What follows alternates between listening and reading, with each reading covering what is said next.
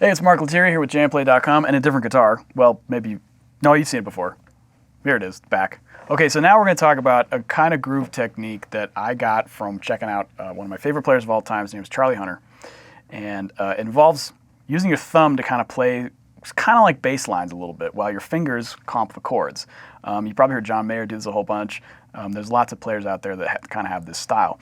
And let's talk about it because it adds a really cool dynamic to not only maybe arranging your parts, but just giving a different kind of feel to what you're playing. And when I say arranging your parts, well, you might have to sort of think independently now of like where the bass line's going versus where the chords are going. So I've put up a groove that's fairly simple. It's really just two chords, but there's a lot of syncopation here. I think that's the main thing that we're going to be focusing on.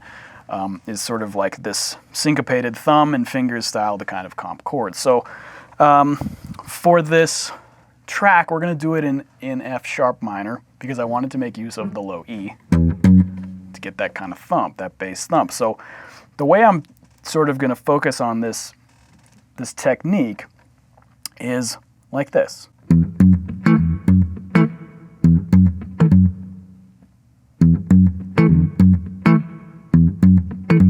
So it's bass, chord, right? We're splitting it up pretty distinctly here, right? You can play this if you want to give your bass player a bass line to play, right?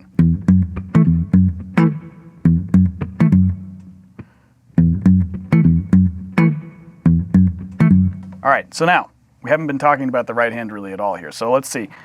Thumb's doing the low E string, and then my minor 7, I'm just playing the flatted 7 and the 3 there. And I'm playing it with these two fingers, my middle finger and my third finger.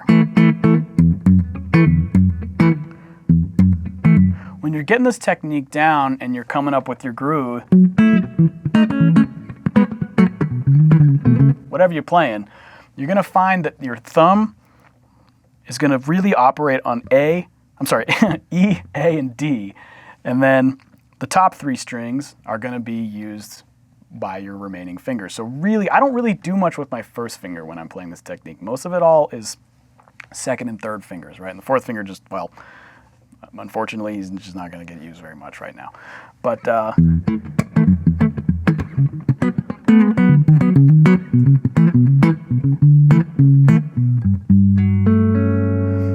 really cool. It's really cool for kind of like solo playing, or maybe if you're just playing with a drummer or something. I know like sometimes in some of my gigs, like the solo section will just be the guitar player and the drummer or something. And so rather than me playing a bunch of lines, I'll just kind of lock into some kind of thumb groove with the guy, and it'll be really cool. So this track has 2 parts, as you'll see, in F sharp, and then it goes to the 4 chord.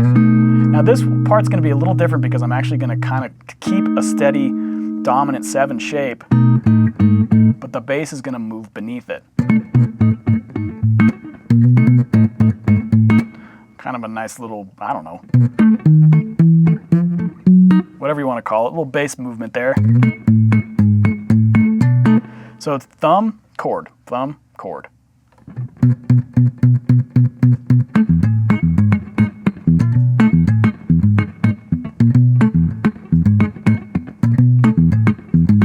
There's another feel for you. So let's dig into this. Again, if you really want to check out dudes that are doing this, Charlie Hunter, John Mayer, a whole bunch of other dudes and dudettes checking it out. So let's dig into this track, and then we'll play it together a couple times. All right.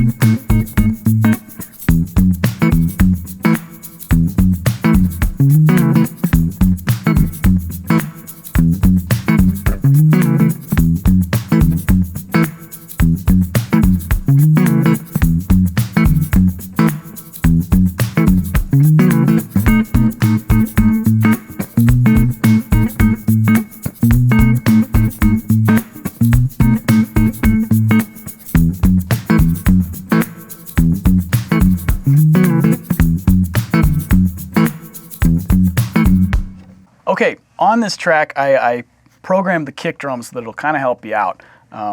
Your bass line is going to be locking in with it a couple times, which is going to help the feel. So let's just look at this. We kind of already looked at this a little bit, but let's look at it a little further. This first phrase,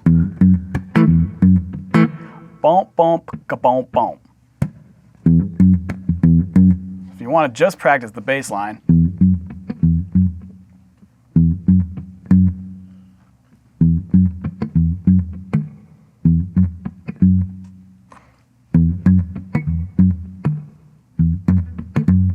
right? You can practice that independently, just do the chords. Boom, boom.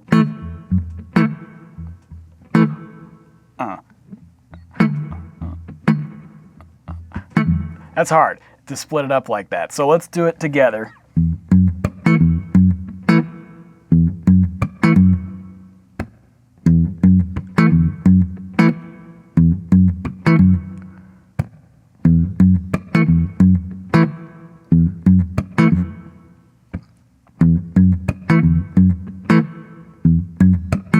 And then in the middle of the phrase, I threw in these nice triads. So we're sliding up 4th fret, 6th fret, and then this little double stop on the 4th fret, sliding back down a whole step.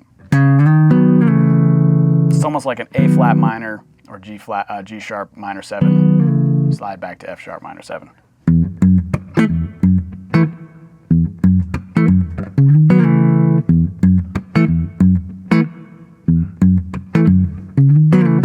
Double up on that. If you're going to do that, try to have the C sharp still ring out a little bit. Right?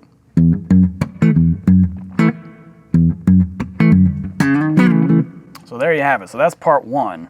Now part 2 just goes up to the 4 chord, B7. I'm going to play this voicing on the 7th fret. So here's our 7th chord. Now it's important that you fret it like this. Don't do it like this because you need your first finger to play the rest of the bass line. So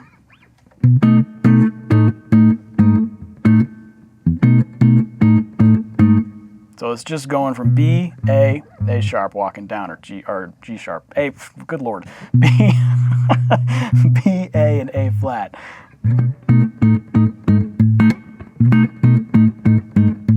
So just the bass line.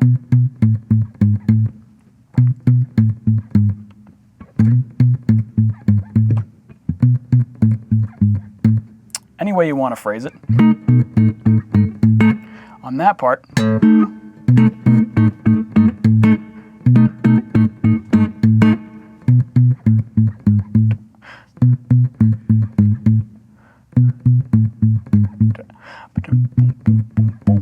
right?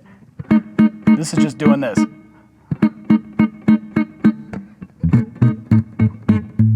Actually, it's doing this.